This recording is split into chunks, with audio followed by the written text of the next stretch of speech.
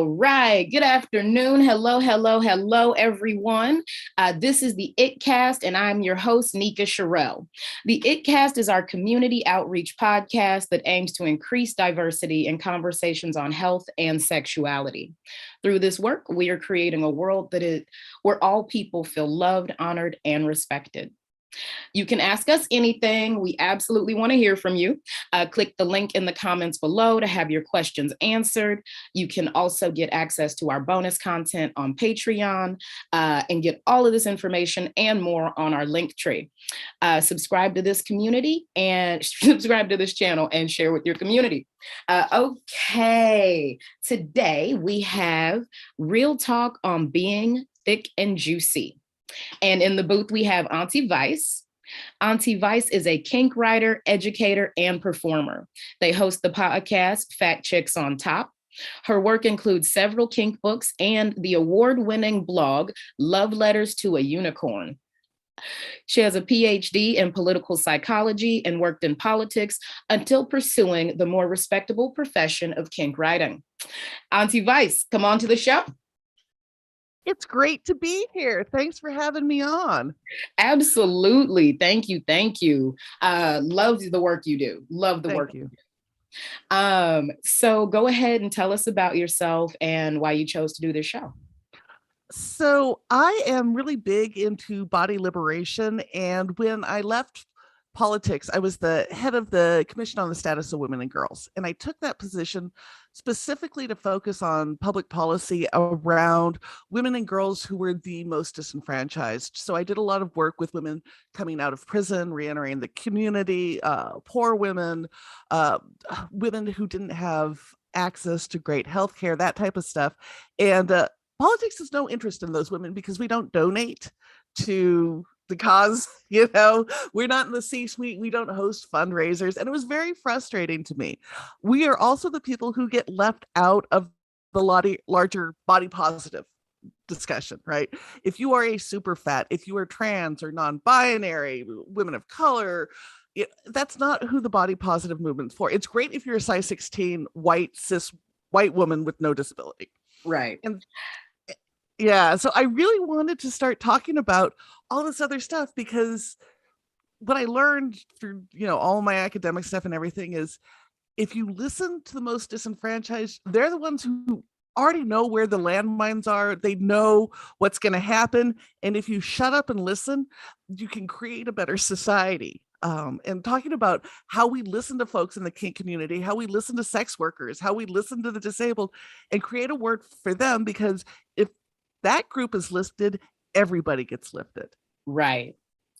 That's so beautiful. And so incredibly real. Mm-hmm. On the note of size 16 situations, so I'm like looking for photos of like fat women on the internet, and there's nearly nothing out there that's even, what's the word I'm looking for? Empowering. That body. And, I found a lot of like chubby women. Mm-hmm. There's that great product commercial, but like I noticed that all of them, no matter what size they were, they all had that like curvy hourglass, like that sort of prototype, that dynamic. And it's like, it's kind of like mimicking, and maybe not mimicking. That's not a great word for it. Everyone comes in their own shape and size and everything. But I think you're right. It's not the full conversation of the movement. You still conform to some of the societal expectations of what beauty is. Yeah. And some of the writing I did when I got out of politics and started writing about kink is you can have all around, especially if you're in porn and anything erotic, you get one violation of the norm. So you can be fat, but you can't have a ton of tattoos and be older, or be a person of color, or you can be a person of color, but you have to fit beauty standards otherwise, right? Mm-hmm. Because so much of what we eroticize and what we think is beautiful will allow one deviation. But if you have multiple deviations, like, I'm almost 300 pounds, I'm 6 feet tall, I'm covered in tattoos, I'm disabled, this is not a body that's ever going to be looked at as sexy or beautiful or anything like that. And so part of my work was getting that stuff out there. I'm just going to throw in by mainstream colonial standards. Yeah. Yes. Yeah. What is put out there in the broader conversation, that's not considered beautiful, even though I like my body. Like I love lots of different people. And then when you take off the eroticized lens, we're not seen at all. Right. Yeah. We're allowed to be eroticized around one thing or another. And you have, you'll have porn that targets, they'll call it urban porn or, Latina porn or whatever. All of these horrible of the nicer words. Right. Oh my gosh, I did a piece, oh God, it had to be 5 years ago or so, looking at the language that was in advertisements at slave auctions for breeding slaves and advertisements for BBC. And the language is remarkably similar. Like it is so ingrained in our society.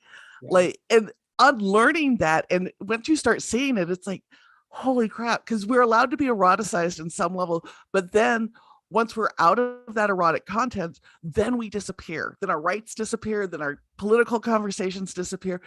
And we all have a body that's always going to mediate how we move through the world. Absolutely. Absolutely. Yeah. And how the world is designed. Someone on the show was saying, if you move through the world frictionless, it was Allie, I believe. If you move through the world without friction, then you are privileged. If you experience no friction, that's what that is. And I'm like, that's incredibly real. Yeah. That is incredibly real. Yeah. Okay. So we talked about like the eroticizing of the body. And I think that when we were talking about like that, the whole slave auction, like the the advertisements for it. And like, you're right. I think about that. And there are whole events that are created in that space because some people want to play that way. And it's a culture that hasn't really gone anywhere, but you're right. Like I've never seen fat and dark skinned. Yep. I've never seen fat and natural hair. And it's not just in porn, it's in society. Like you can't be too many things that don't conform. Right. And yeah. That's why I'm obsessed with two actresses, Gabori Sidibe and Raina, because they are both actresses that are dark-skinned, that are fat, and that have consistently taken roles that do not focus on those two features about them and become real characters. Like Gabori in Empire as Becky is actually a real, like, okay, I love Empire because I love trash TV, and that is full-on soap opera. I just finished binging it, and I'm really mad they didn't resolve it. I do not know who killed Cookie, who blew up Cookie. I'm still mad about that. But like Gabori's character in there, Becky, is a really well-written character. Like Raina was in Good Girls, right? Yes. At some point she starts using the scooter to get around. She's disabled. But she has this really interesting character, and she's not reduced to like the sassy Black woman stereotype or anything. And it's so rare to see that, right? Yeah. And so it's so cool to see people who can break those multiple stereotypes that, but it's so rare. Like I could name two, and neither of them had natural hair. I mean, I didn't see Empire. No. Let me not assume. Becky has natural hair in a few episodes, but not too many. Yeah. And so so let's talk about fat phobia. Like we've kind of we talked about how it is in society, but like people don't really get it. Go ahead. Or rather, I just want to say this before you dive in. Someone was talking about the difference between a phobia and an ism. And so I want to talk about that a bit. Well, I think when it comes to being fat or bigger bodied, there's both of them. There is a real phobia for people of becoming fat, right? People live in terror of being thought of as fat. Like growing up. So I grew up with the women who look like Barbie dolls. Like I've got German Swedish heritage. My mom and all her sisters are like 6 feet tall and 150 pounds and big titties and right. And growing up, when I got the sex talk, I was told the reason women got fat was they had premarital sex, because getting fat was worse than getting pregnant or a disease. And okay. Right, there's this, and I watch all of them live in terror, put in weight. I have an aunt who has really severe pain, and one of the things would help would be if she would gain weight, because it would help with the nerves and I guess how they conduct or whatever. She said she'd rather live in chronic pain than put on 10 pounds. Yeah. And so I do think there is that terror of being thought of as fat, because we know how we treat fat people. And there's a lot of bias and bigotry out there that people make less because we're paid less, because people assume we're lazy. We're less likely to be hired. The medical system treats us horribly. Everything is blamed on being fat. In fact, when they found lung masses, I was told to go on a diet. And then I asked, well, is there a lung mass specific diet? And they told me I was the one being absurd. That's a really good question. Yeah, I mean, oh my God. The medical profession is so bad with fat people. Oh my God. Yeah. And can we just get rid of BMI? Can we just? No, seriously. I honestly, I did a study and they were like reformatting it, because that whole conversation is it's based on, they say like the white male archetype, like what that's supposed to look like. And I'm not gonna lie, I feel like also like it's based on petite women. Like I kind of had the experience of it. Never mind, that was gonna be really racist. I'm gonna stop right there. But like the archetype that doesn't fit my body, right, you know, and the people who are shaped like my body, like they're like, oh, you're supposed to be like 93 pounds at your height. And I'm like, I have 93 pounds in my bra. Right. Like, can we talk about big titties too? Because holy crap. I mean, I have an H cup. As I tell people, it's holy hell, those are some hooters. Like, yeah, they just keep growing. I don't know. And that, well, anyway. So back to fat phobia. No, it's serious, because the phobia conversation is like, I could become that. Mm-hmm. And that is why eating disorders exist so deeply. I mean, there are, like you said, people who would rather live in chronic pain. Mm-hmm. And it's upsetting, because not everybody is made that way. Right. And not everybody is supposed to be that way. Mm-hmm. So no matter how much we put into it, no matter how much we do, our bodies are going to be what they are designed to be. Mm-hmm. Well, and you bring up eating disorders. I had a really interesting conversation a couple of weeks ago on my show with Amani Barbarin, who is a disabilities advocate. She has cerebral palsy, and she had an eating disorder for a long time when she was younger. But it was never diagnosed because her body didn't lose weight the way it's supposed to, right? Yes. Yeah. She didn't look like what the doctors thought an eating disorder looked like. And then when it was finally brought up, they said, no, that's a white thing. And then so it took her years to get any help, because when your body doesn't do what it's supposed to or look like it's supposed to, then you get ignored. Right. Yeah. And then for some reason, and we're told our bodies are wrong. Right. And yeah, being fat is not, that's just the way you freaking carry weight. Right. It's just how you're built. And like you said, like I remember when I was very young, I think I was maybe 8 years old, and my brother pointed this out. He's like, oh yeah, you used to bike every day and you'd swim for hours, and like you were super active and you were always chubby, like you never lost any weight. And I was like, yeah, I'd build muscle. I do a lot of other things, but the actual weight loss was not something that came about. And I think that people have this fear that like fat is going to sneak up from behind and attack them because they like ate a brownie or a cookie. And I also want to say hello to everyone out there listening. Hey, Crystal. And, just being real with this conversation. Big everything, and I'm all for it. Somebody loves it. That's what we got. So, well, and the crazy thing when it comes to so people automatically connect overeating and being fat, and those are not necessarily connected. And one of the things, like nutrition science is so in its infancy, right? Because if you ever go to a nutritionist, they'll show you the little plate and it's like half of it needs to be vegetables and then a quarter like, I don't know a single fat person who hasn't seen that goddamn plate in some magazine. Right. But our bodies process food differently. They're finding that if you've been heavy for a long time, you metabolize food differently, and it takes a lot less to keep the weight on. If you've had different diseases, things move differently through your body.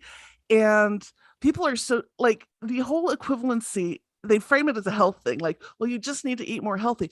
I can't tell you how many fat people I know who are meticulous with their diet, who work out, who are their metabolism is healthy. They don't have diabetes. They don't have high blood pressure. Like, until I got autoimmune disease, my body was totally healthy, but I was like 150 pounds, and my doctors like to blame everything on that.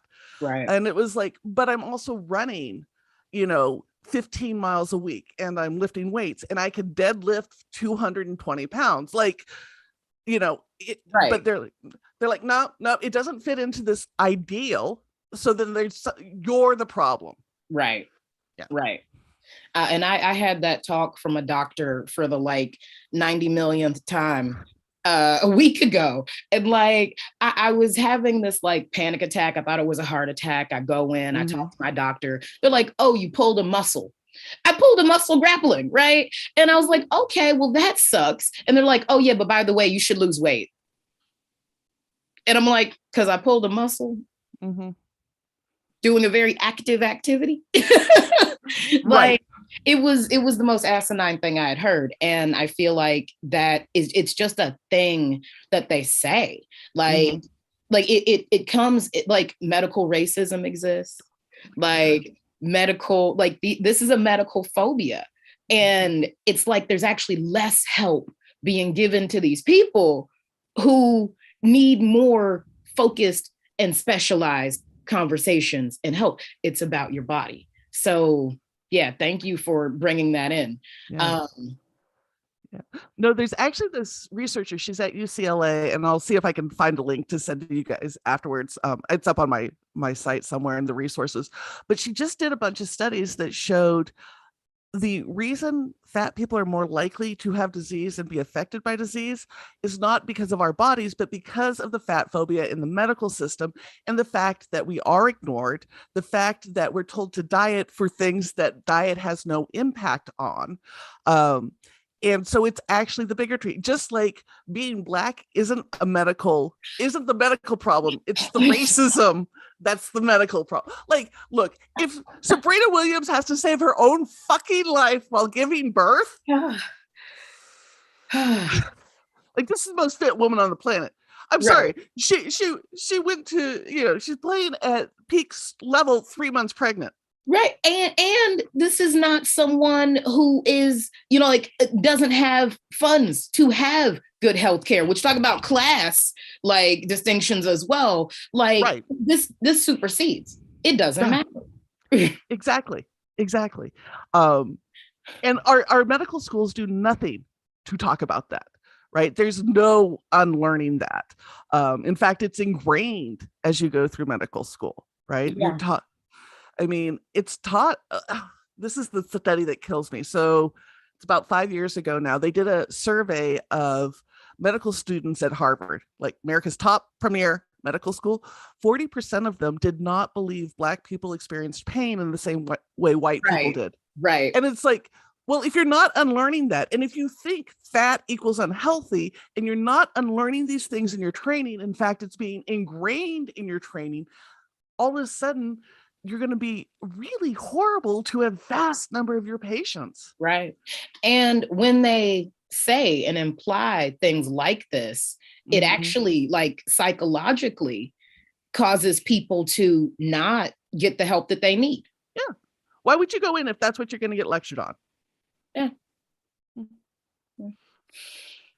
So yeah, it's true. I mean, there are a lot of isms in that space. And so the ism conversation is something like, it's not going to sneak up and attack you, like transphobia, fat phobia, homophobia. Right. They're not going to, it's no, none of that's chasing you down. Right. And the ism conversation, that like, I'm never going to become white. You're never going to become black. Nope. Like, I'm never going to be thin. It's just not one way my body works. Right. And like those things, it's like that ism conversation of like, I don't know. It's like the fear of the thing that you're not going to fall into. Like there is no phobia in that space. Yeah. There's not fear. There we go. Prejudice, not fear. Yeah. So anyway, we were talking about like the medical field, and one of the things that came up was getting past the 101 conversations. Can you talk about like what that means? Because like, So I've always had to have beyond 101 conversations. I diagnosed myself with bipolar, and then I went and I had it confirmed by a psychiatrist because they kept telling me. So this is where the isms start. So I've clearly had bipolar symptoms since I was about 11, and I started seeking help in college, and I went into the psychiatrist or the psychologist on campus first, and she does the whole intake and then looks at me and says, well, you know what your real problem is? The reason you're depressed is you think you're bisexual, and that's not a real identity. So if you come out as a lesbian, all this will be cleared up. And then she gives me a number to a coming out group that I ran. So I knew that was going to be no help. And this is in the 90s. This isn't in the 50s, right? But yeah, bisexuality wasn't real. And then I went to a psychiatrist and I told him I was seeing shit and everything. And he says, well, you know what the problem is math and science are hard for girls, and you're a genetics major. So if you become something like an English major, which is more gender appropriate, you'll be fine. And I'm sitting here thinking the psych staff at UC Davis thinks lesbian English majors are the pinnacle of mental health. Wow. And like, it's so crazy because I grew up in the 90s, and I remember the conversation was, oh, bisexuals are confused or greedy. Yeah. So those are, yeah. And it's like, well, I see a lot more greediness in a lot of the other things that happen than I see in, like, it's not, I don't know. Anyway, it's not that assumption. And it was still very much thriving. So like to hear that it was thriving in the medical community is just outright ridiculous. And it makes fucking sense. It makes sense. Like, oh, and the part that you mentioned about gender, it's the gender stereotypes. It has nothing to do with the people. It's the fact that we say that this is who you have to be because you're in this body. Yeah. Well, and it really permeates. Like when I was in my 30s and I was married to my ex-wife, I was having a lot of GYN problems. I was bleeding a lot, too much and all that. And I went into a GYN, and she was doing the intake. She says, what type of birth control do you use? Because of course they don't ask what your orientation is. And I said, well, lesbianism. It's real effective. Real fucking effective. And she says, well, then she's like, well, then why are you at an OBGYN? I'm like, because I've got like being a lesbian didn't mean I put my uterus on the shelf. Just because I'm not using it to make a baby. Right. Like, so yeah, a lot of it is a lot of education. And honestly, I resent having to spend a copay and half an appointment educating my doctors. Wow. So now I've just started screening really hard. Like there's certain university systems, if you're trained in, I won't see you. I go to functional medicine doctors because they understand it at the Mr. Rogers levels. Your parts interact. Everything grows together because you're all one piece, right? Right. And so many doctors are on this medical model where they just look at one system, which is absurd to me. And apparently our head bones and our brain are completely separate from our body because they don't get the same treatment. You know, and so doing a lot of screening on that, I won't see male doctors. And like the place I go now, one of the screening was, I looked at their intake form. They actually had 7 choices for gender. They ask you if you want to use your legal name or another name. And that shows me, and you have an option whether or not to be weighed every time you go in. You can decline it and it's not a big deal. And so that, I mean, it's very rare to find that in the system, but I did a lot of screening before I settled because I got tired of having these, no, this is how this works. No, this is what this means. No, I've tried this. No, you haven't talked to me about my diet at all. So you have no clue when you're giving me this advice. Like, and what drives me crazy is I don't know a single fat person who doesn't know more about health, nutrition, and diet options than their physician. Because we have an entire industry that preys on body image. Yeah. I mean, and if the diet was worked, we'd only need the one fucking book. That's legit. I mean, it's like we have a Ph.D. in healthy eating. Like I've been fucked with about being fat probably since I was 2. And so everything that came out, do this, try that, this one will suck the oil out of your body and you'll shit. Anyway, horrible thing. We know it. And we've probably tried it. But if you don't talk to us about it, you're going to assume, oh, it's just because you're eating fast food all the time. No. Oh, right. I don't eat any fast food. I realize I only eat protein and green food. Occasionally, I'll throw in some snacks, but like my basic general diet, I was like, I don't think I can cut anything else out.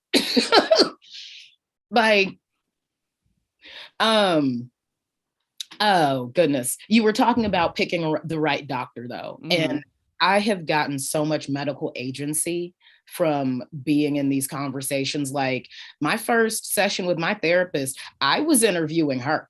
I was like, okay, so what?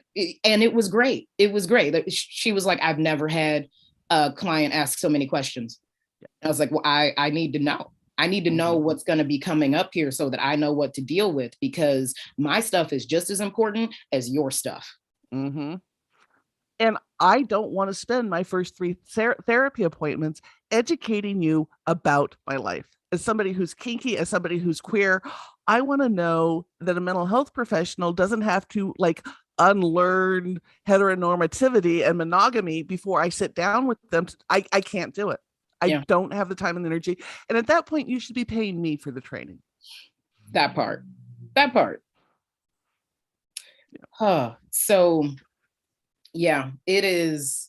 And it's even, okay, so even the mental health field, like you said, like unlearning colonialism, unlearning racism, like it's all in this concept. And I did end up working with this person because they were quite versed in multiple things. They stepped in shit a few times, but they're mostly versed. And, she pointed out that even mental health studies are based on a particular construct of what mental health is supposed to be. And it doesn't take into account like the human experience.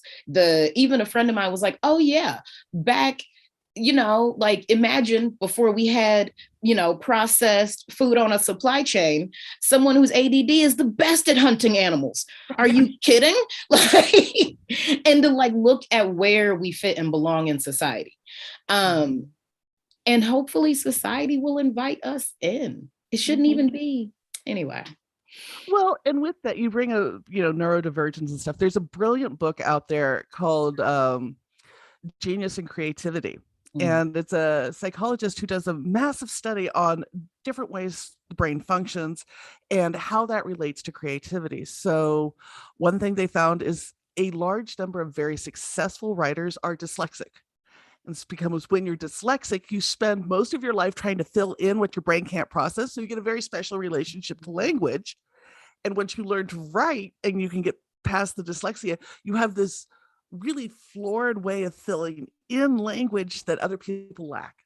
And for folks who are, OCD, I had an OCD esthetician, and you want every little chin hair out and I want my estheticians to be OCD, because he would go along every little inch, and give me an OCD Leatherman as an esthetician, and holy crap, you come out looking great. Like, there are ways, these are benefits. Like, yes. And like, I've been taught, everybody's like, well, everyone can't be equal. And I'm like, you can't judge people on a comparative model.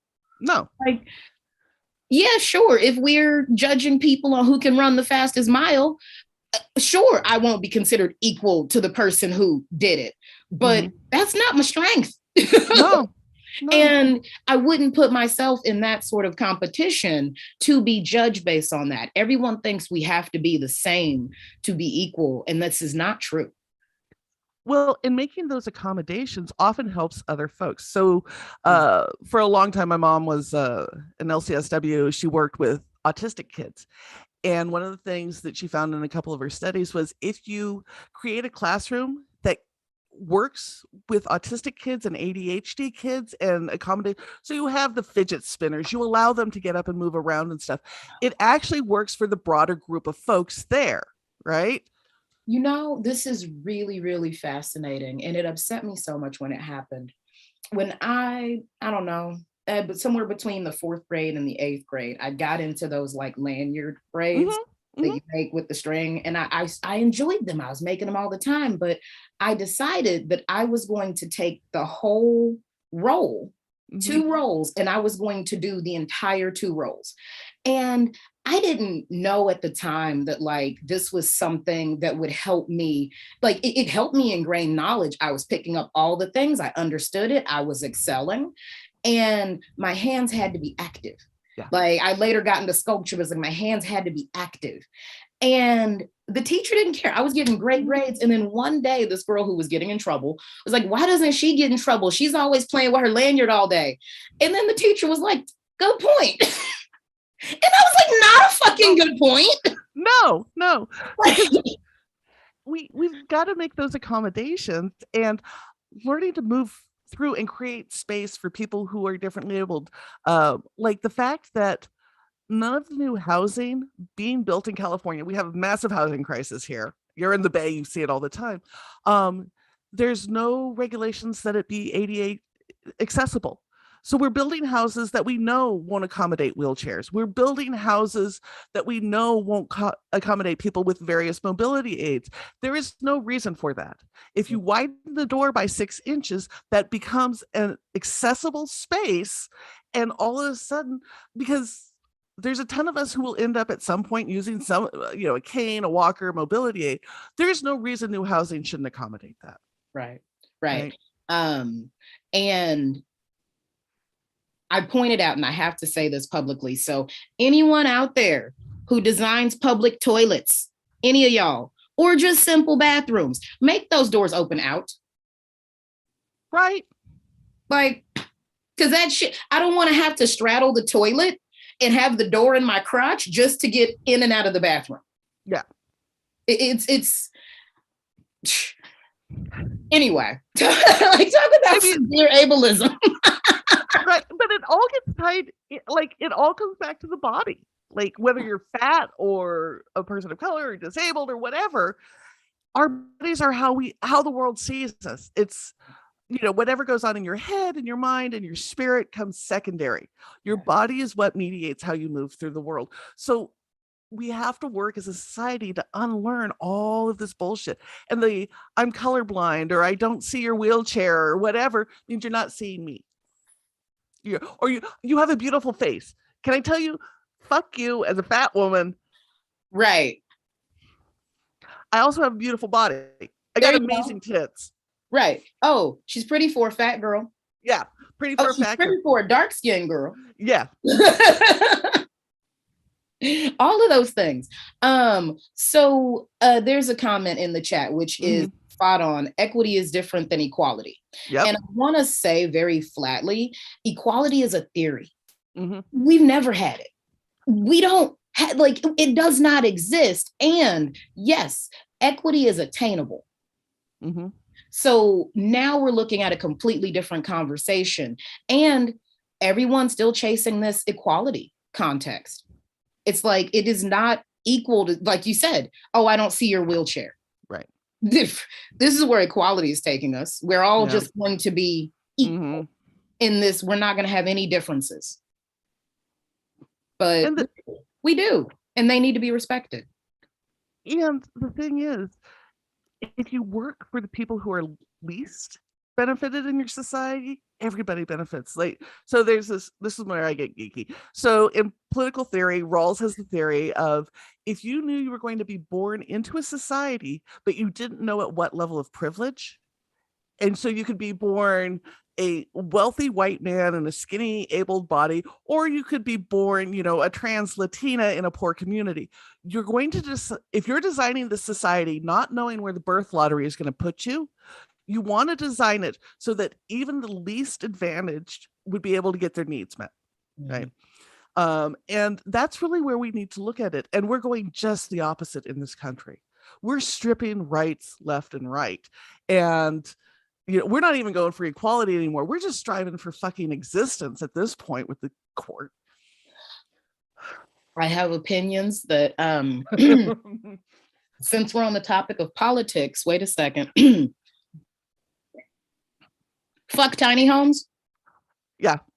Like, it upsets me so much when I move about through California and I see these tiny home parks. And I'm like, really, those are just cute shanty towns. Yeah. Being built by the people with all the money who feel guilty because they have all the money. So they're going to build this cute little box to move the homeless people into so they don't have to look at them. I mean, I'm so sorry. That last one was incredibly judgmental. Back to the point that you are trying to solve a problem the wrong way. Well, and without giving up any of your privilege. And being all in your guilt, because guilt kind of feels good. Mm-hmm. It makes me feel better, so it must work for them.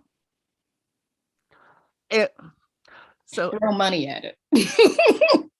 I worked for years in politics, and the thing that drives me the most crazy is politicians will come up with these laws that they think they're going to change the world or whatever.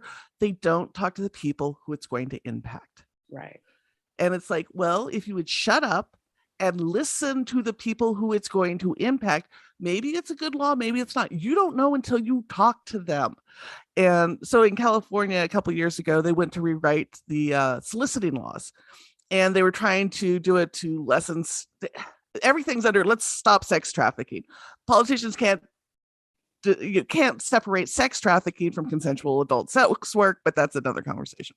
So they went to rewrite the soliciting laws. And so I'm hitting up all the electeds I used to work for and going, hey, I know a bunch of pro-doms. I know a bunch of people who do sex work. Would you sit down and see if this is actually helpful to them? Right. They didn't want to bring them into their office because it's like, no, we know what's best. And it's like, no, you don't. Mm-hmm. You're bringing all your bias and all your understanding from your position, and you don't get this shit. Best. Yeah. Which usually means it makes me comfortable. Right. It makes life easier for me. Mm-hmm. And, I think that's incredibly real. I've been, I'm going to be creating a sex worker panel. It's like, there is a huge difference. Mm-hmm. And the way that sex workers are defined is a completely different conversation from, again, human trafficking. And we kind of pretend like human trafficking is the only place, like sex work is the only place they end up. And that's not true. It's a lot of labor. Yeah. I mean, the worst abuses often are in domestic servants who are then raped and abused and everything else because somebody else is holding onto their passport and their money and have told them, if you report us, you'll be deported. And nail salons are notorious for exploiting labor trafficking and stuff. I mean, sex trafficking is still horrible. We still need to address it. There are ways to address it without the savior complex. Yeah. Say more. I know. So And so I grew up in evangelical culture. I had some very evangelical parents and went to church and praised Jesus and do the home Bible studies and all that. Which I quickly left as soon as I came out. I'm like, I'm gay. Toodles. This is some bullshit. Toodles. My sister You also already became told me I don't Muslim. belong here. Yeah, my sister converted to Islam, and that got her out of it. But especially from that perspective, there's this need to save people and bring them into what, and I mean, it's not always a religious context, but a lot of people who work around sex work and think they're ending sex trafficking want to bring these girls, and they only focus on the girls. Let's Right, be honest, right. right? And they don't want to help you if you're gay. God help you if you've done gay sex work in any form, right? But let's bring you in, and we'll make you better, and we'll make you like us. Yeah. Rather than meetings, I'm much more into the harm reduction model. Okay, so you still want to do sex work? Great. Let's talk about condom use. Let's talk about risk reduction, right? Because there's ways to do it, even if you have to do it for survival. And there's a lot of people who do survival sex work. Okay, how do you make sure you're safe? Make sure you've got bus money to get home. Make sure somebody knows where you're going. There's these basic rules. And so let's work on harm reduction so that when people are ready to come in on their terms, and it's not me saying, this is what the good life is, let me bring you into it. Right, right. And okay, so on that point, I sit on the board of the Grateful Garment Collective, which is this amazing organization. They supply hospital resource closets so that people who have just been assaulted have like something warm to wear home because they have like turned over their clothing for the rape kit and whatnot. And they provide extended services as well. In the conversation around like who is receiving the services, even though it's not, it's represented as, like you said, rape is a straight, white, female problem. And it's ageist. Yeah. So when we picture those are the only people who can be raped. I mean, that's a little bit colonialist and throwback. It's real colonialist. But, like no one else is like, whatever. Let's protect white women. And that's the conversation. Because when you look at other communities of color, like there is so much ignoring. It's like, or over sexualizing. Like who gets blamed? Like it's insane. And like you said, it leaves male bodies out of the conversation. It leaves trans bodies out of the conversation. And people don't get that these types of phobias and isms are actually destroying people's lives. They just think, oh, it's a funny joke or it's not in my life. I don't care if you do it, but like, don't bring it around me. And it's like, you know how many doctors are saying that? You know how many times I've had a conversation with somebody who says, oh, well, racism is just an excuse for people who don't want to excel. Sexism is just an excuse for people who don't want to excel. And it's not understanding how it impacts every aspect. And you bring up the clothing closet. So here's another way fat phobia comes in is right. Most of the donations are for straight sized people. Right? You may get a size 14 or 16. What happens when you get a size 24 or a size 30 in there who's been raped? Because we don't think of fat people getting raped, but we do, right? What happens when you need a trans person who wants to wear a binder home? Right? And so when it comes to donating, we've got to keep it in mind that there are non-white, non-straight size bodies. I want to acknowledge that and say 100% yes. It's really about the people who are donating. And also, we actually did have binders. Someone binders. That's so great because trans folks are raped a lot. And to have something like a binder to wear after that is so important. Yeah. Right. Or when you go to the closet and all of a sudden none of the pants fit. Right. As somebody who's not straight sized, I know what it's like to walk in and they're like, okay, well, you got a hospital scrubs. You can wear the oversized and that's not okay. We've got to think about non-standardized, non-normalized bodies because that's what most of us are. If we were honest, a medium in this country is a size 16. Mm-hmm. You know, and not everybody has a 32-inch inseam. I have a 35-inch inseam. Everything was capris until about 15 years ago when they discovered women could have a longer than 32-inch inseam. I'm so sorry because I'm so short. Capris were like my normal length pants. So that was like, I was star shining. On the other end.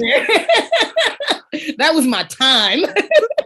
That was my ex-wife. She was 5 feet tall on a good day. Let's just say furniture buying was a nightmare with the two of us. Ooh. I could see that. I'd like something. She's like, nah, I'm Edith Ann in this. And she'd like something. And I'm like, no, I feel like Papa Bear sitting in Baby Bear's chair. Like, come on, let's finding a compromise was hella hard. Yeah, I got this easel from this like free, I don't know, it was an art place that I used to work at. And it was this cutest little thing. And this woman was like, you're going to take that? That's a kid's easel. And I'm like, not anymore. Yeah. But I mean, we come back to donating the clothes. Short people get raped. You don't want pants dragging on the ground when you go home. Mm-mm. Mm-mm. You don't want to have to roll it up 6 times to get it to fit, right? In all of this stuff, we have to think of people who are not like us. Right. Right. And we can't approach it by doing, well, this is what I would need. Yeah. Yeah. This is incredible. Everyone out there, if you got any questions you want to get in, burning info before we wrap up the show, please send it in now. And Auntie Vice, tell us about your work, where we can find you, all of the things. All the good stuff. All the good. So if you like conversations about the body and all of this good stuff, one of the reasons I like this podcast, I run Fat Chicks on Top, which, can I tell you, this is another reason I know fat phobia exists, is I got the website in 2017, fatchicksontop.com, and it was not a porn site. It was not on. How is that not a porn site? Yeah, that. Straight up should have been a porn site, but no. So Fat Chicks on Top is my podcast, and then I run the blog Love Letters to a Unicorn, which is all things kinky and queer. The first post is always a pin post with all of my resources, books, toys, vetted teachers, podcasts, all that on there. And then I have 3 kink books out. You can find them on Google Play, Amazon, Barnes and Noble, or order from wickedgrounds.com. Support a kinky queer cafe this season. Nika's toys are there. Go support them. Do all the things. Do all the things. Yes, you can find me on all of that. And I'm Auntie Vice on all social media. Love it. Love it. And this just struck me. Being with fat women isn't exactly kinky. No. Like, yeah. So, yeah, that let is. a fat woman sit on your face. Ooh. I've been on both sides of that, and I endorse that position. I agree. Yes. And okay, so Fat Chicks on Top is still not a porn site. No, still my site. Although the funny thing is, about 20% of the searches, I can tell by the search terms that they were searching for porn. And so one of my very first episodes was with Ungai Obilum, who is a comic. And we talked about, weed and fat women and all that. And so he does this whole thing about what it's like to date Black men, what it's like to date fat women. So they give an education when they're looking for, like, when they search, because the search term is usually BDC and fat chicks, and then we come up. And so I love the fact that Ungai was out there educating people on their bullshit when they were looking for porn. Yes. Yeah, that should have been one of my search terms when I was looking for the flyer. Oh my God. Okay, everyone out there. Thank you so much for joining us today. The ItCast is our community outreach podcast that aims to increase diversity in conversations on health and sexuality. Through this work, we are creating a world where all people feel loved, honored, and respected. Get to know us by visiting our link tree, where you can see all of our information. And definitely, sorry, I'm Nika Sherelle across all social media. This week, this fall, We have the Global Sexual Health and Freedom Summit that's coming up on September 17th and 18th. You can get more information about that at sexhealthsummit.com. Ask us anything. Send us your questions, send us your comments. We love to hear from you and have you as a part of this conversation. Get access to our bonus content on Patreon, where you can hear about the fun stuff that Auntie Vice and I talked about before we came here. I'm just saying. And yes, learn more about our work on our resource page at theitcast.com. Subscribe to this YouTube channel and share with your community. See you next week. Thank you so much.